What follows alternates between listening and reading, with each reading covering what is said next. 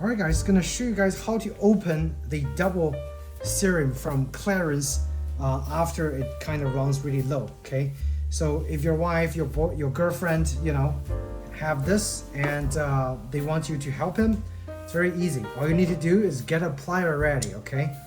And you're just gonna get a good grip and you're gonna twist.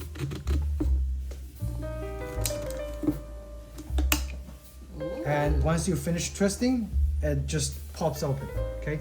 And of course, have a glass, container ready, and she can pour both of those serums together into the container. And that's how easy it is.